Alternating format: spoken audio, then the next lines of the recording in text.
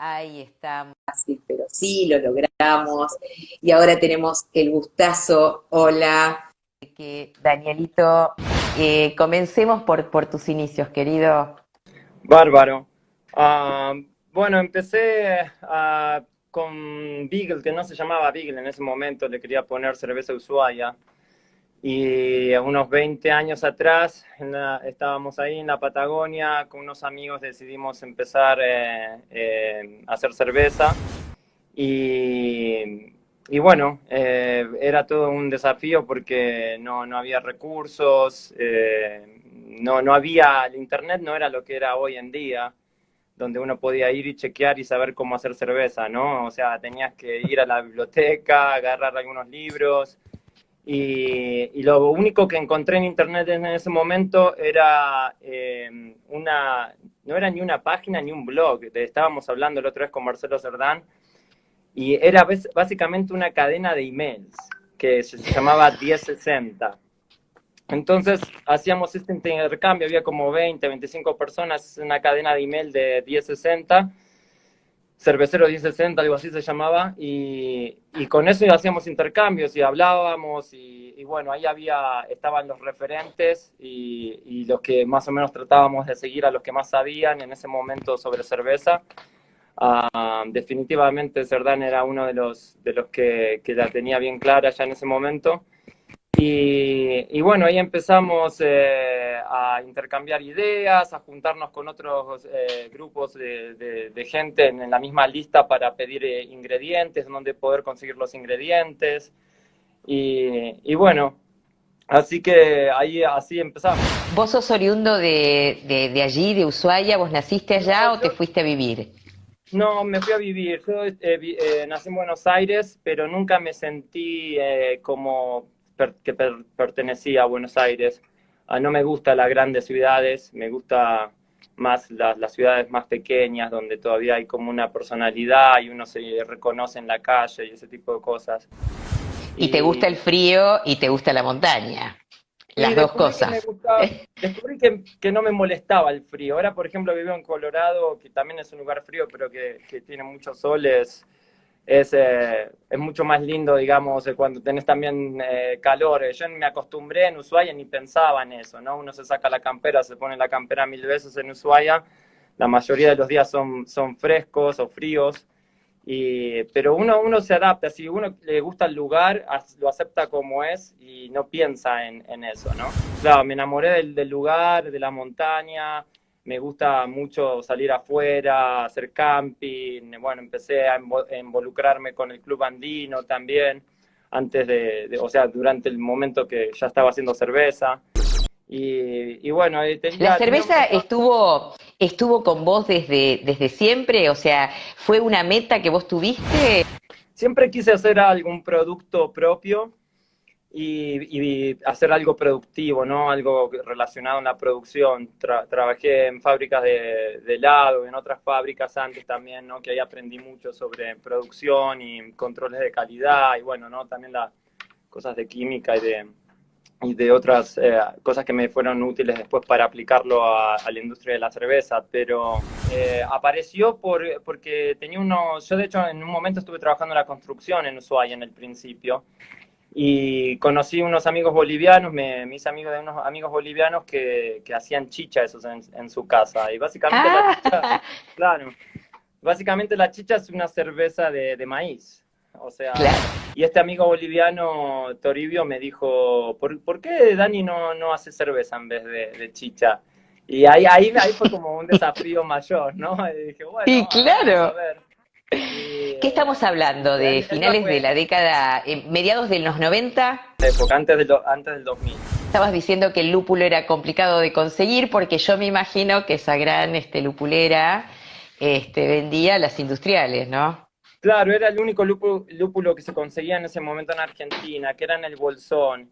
Y bueno, entonces vos llamabas y era raro porque no te atendía una secretaria.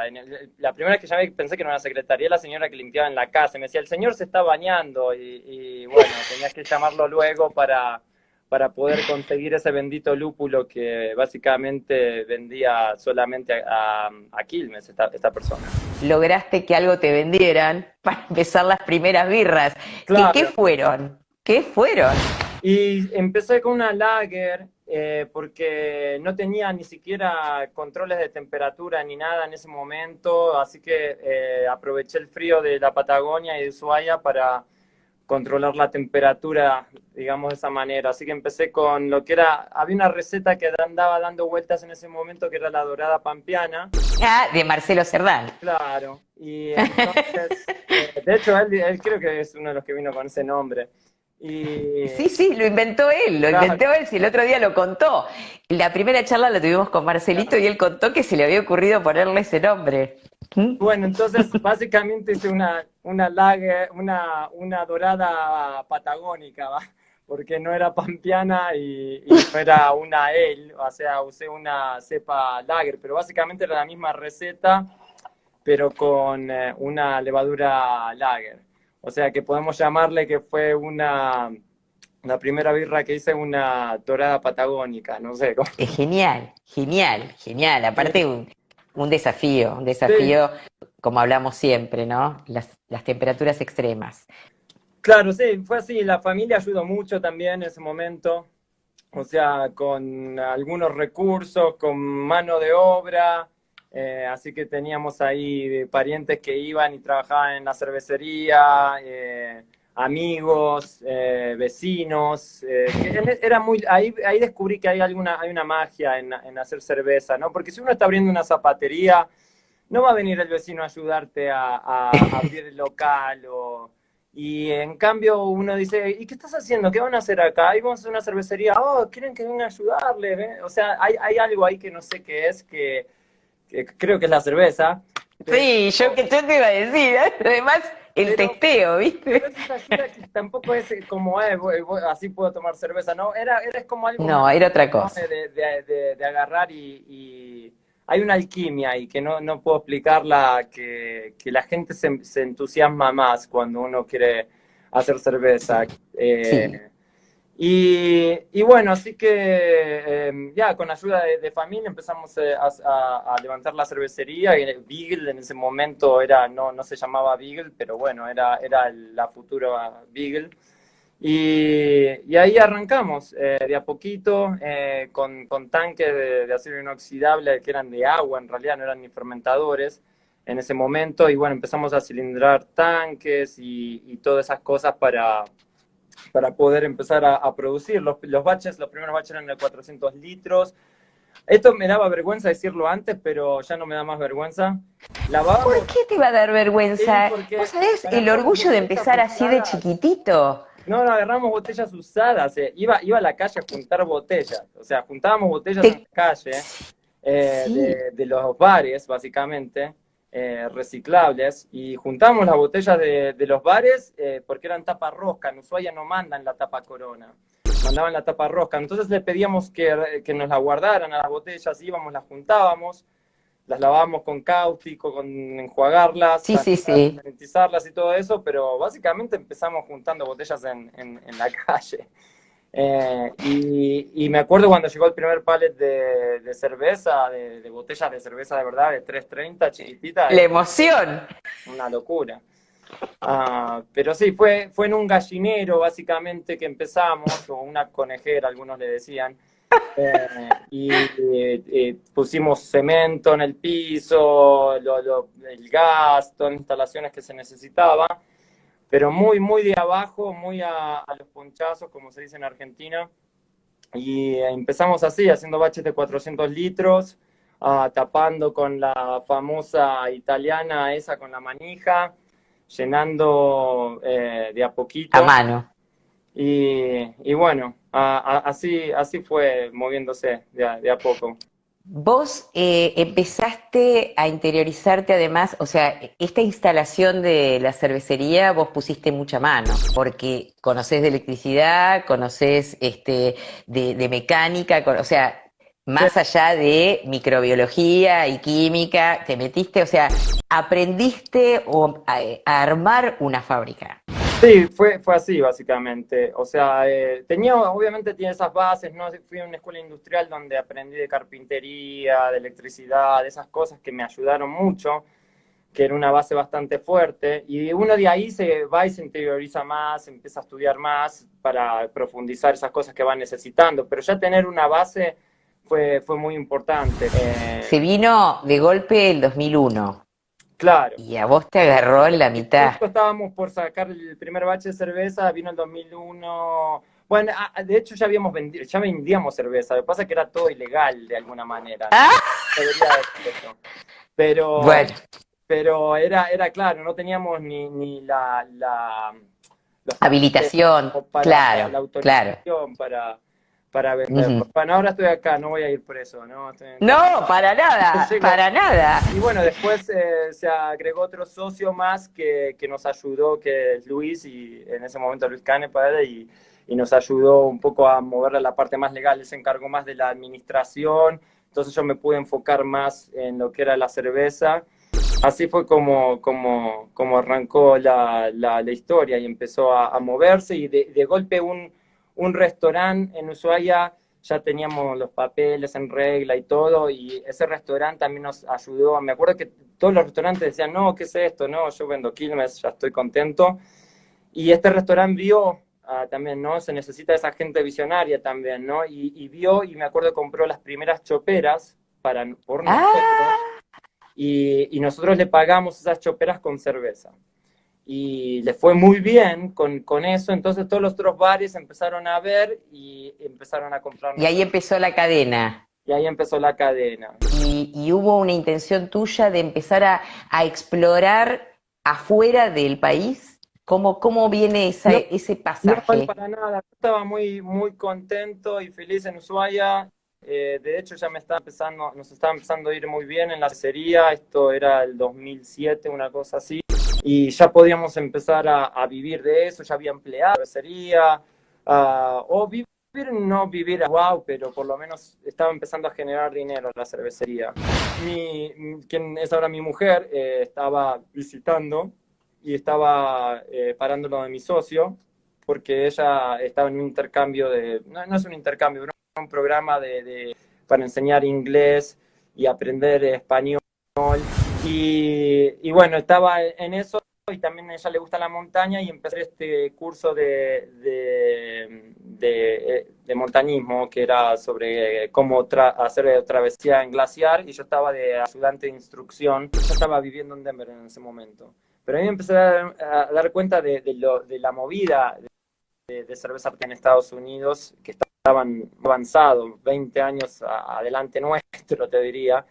Y bueno, entonces ahí fue como que para mí fue muy un shock, pero igualmente para mí era un juego. Iba a estas entrevistas de otras cervecerías que me contrataran, pero era como un juego, porque imagínate, no una locura, el tema de los papeles, todo, y además dejar todo el negocio allá también era otra locura. Contacté con una persona que es mi actual socio, y que él quería abrir una cervecería en Estados Unidos. Entonces nos juntamos, y él me mostró su plan de negocios, que era lo que quería hacer. En 7 años quería hacer una cervecería regional, que para darte una idea son 15.000 barriles. Acá viene el tema con tus socios, que si yo no me equivoco, uno es Matt y el otro es Henry, ¿no? Son los que están con vos en Upslop. No podían conseguir seguramente a un precio adecuado el lúpulo para hacer la IPA. Crisis de lúpulo, porque me parece que Ah, las crisis de cervezas lúpulo. artesanales estaban retomando un poquito de nuevo. Creo que las cosechas habían sido muy malas, había habido una sequía, y no había lúpulo, no se podía lúpulo. Entonces tuvimos que salir a conseguir en el spot market. Mi socio me dice, ¿no podremos conseguir el lúpulo que estabas usando en la cervecería en Argentina? ¡Es Así que, increíble! claro, entonces fui y hicimos una importación de lúpulo que fue una locura. Ese lúpulo fue en colectivo, en avión, toda la cordillera de los Andes. Se subió un barco con un container de un amigo de mi socio que tenía una vinería, y viajó con el vino, Ah, llegó a no. California, y de California llegó aquí, y bueno, era el lúpulo. Y bueno, entonces la gente aquí le encantó. una curiosidad, vinieron los de New Belgium a ver de dónde podemos conseguir ese lúpulo que ellos no podían conseguir. Vamos a empezar a hablar ahora de Absolop, que realmente se merece un tiempito porque es una cervecería con muchas cosas buenas. Me gustaría que hables de los estilos. Bueno, háblame de toda esta experiencia. Básicamente, siempre hemos sido como innovadores. Diría que esa fue nuestra estrategia, como esto que te contaba al principio, ¿no? De poner cerveza artesanal en lata y no cualquier cerveza, sino que IPAs, Belgium Pales y lo que venga, así Brown Ales en latas, y la gente siguió eso, y hoy en día vos vas a una licorería en Estados Unidos y hay cientos de diferentes cervecerías con IPAs en lata. Y bueno, siempre tratando de crear cosas nuevas, ¿no? Por ejemplo, qué sé yo, tenemos una Rocky Mountain Colts, o sea, le metimos Rocky Mountain porque hay salvia en la montaña y le agregamos a esta Colts salvia. Tenemos T-Shandy, Beers, hacemos, para darte una idea, más de 70 diferentes estilos de cerveza al año en Absolop. Y una de las cosas que muy innovadoras que hicimos últimamente es Hard Seltzer, que estamos con eso ahora, en estos momentos. Ajá. Y fuimos una de las primeras también cervecerías artesanales de empezar a hacer hard seltzer en Estados Unidos. Y bueno, también son esas cosas que la gente te va a criticar al principio, que por qué ponen IPA en una lata, o por qué están haciendo ahora hard seltzer, pero nos gusta la innovación. Y Y los bueno, desafíos, los claro, desafíos. Acá me están pasando data diciéndome que es cierto, porque en el medio de que se iba entrecortando, vos estabas explicando que diseñaron una enlatadora.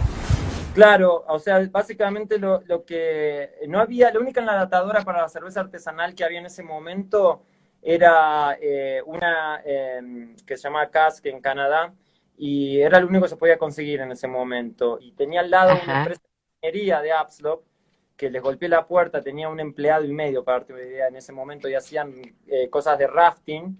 Y esta gente vi que tenían todo el equipamiento para poder hacer una enlatadora. Y entonces empezamos a trabajar junto con ellos a diseñar esta enlatadora. Le dije, miren, podemos invertir el dinero, desarrollar la enlatadora, pero no teníamos dinero. Mucha gente piensa que Absolut empezó con mucho dinero y fue medio a otro nivel que en Argentina, que no teníamos nada de dinero. Empezamos con muy poco aquí. Y entonces lo que hicimos fue diseñar juntos esta enlatadora, y eso es lo que después se convirtió en Wild Goose Canyon, ¿no? En esta carrera hermosa que fuiste haciendo en los Estados Unidos, tuviste una coronación extraordinaria que fue la World Beer Cup en el 2016, donde nosotros estábamos. Sí, sí, ustedes estaban ahí. Sí, eso fue muy bueno, sacar una World Beer Cup Una bastante Brown Ale, importante. una medalla en la Brown Ale. En la Brown Ale, correctamente. Y sí, eso fue muy importante. Y para nosotros también fue muy importante, para mí, los de JBF, el Grand American Beer Festival. Esas son muy importantes también porque es como que te daba reputación, ¿no? No es que, mira, sacaste una medalla. Tenemos 7 u 8 Grand American Beer Festival, y eso realmente habla de una cervecería seria, ¿no? No es que a veces puede haber sido los astros se combinaron, Sí, sí, sí. pero realmente hemos creado una reputación y tenemos una muy buena reputación en eso, y como que es difícil que ya crear esa reputación es like, esta gente tuvo suerte o algo por el estilo, ¿no? Uno tiene que Eh, construir eso. Ustedes encima están rodeados de entidades importantísimas, porque ahí está la Home Brewer Association. Nosotros tenemos una hermosa relación con este Papacián, con Gary Glass, con la gente de Exactamente. la World Beer Cup, y están todos por ahí. Sí, Y Charlie ellos están... es un vecino aquí, vive en Boulder y viene a la cervecería a tomar. Le gusta mucho nuestra Sherman Pilsner, y viene a tomar. Lo vemos a veces acá en el taproom. Bueno, no ahora porque está todo cerrado, pero vemos en el taproom tomando cerveza con su familia, y bueno. Es un Bueno, placer tener contacto con vos, la facilidad de que estemos en el mismo idioma.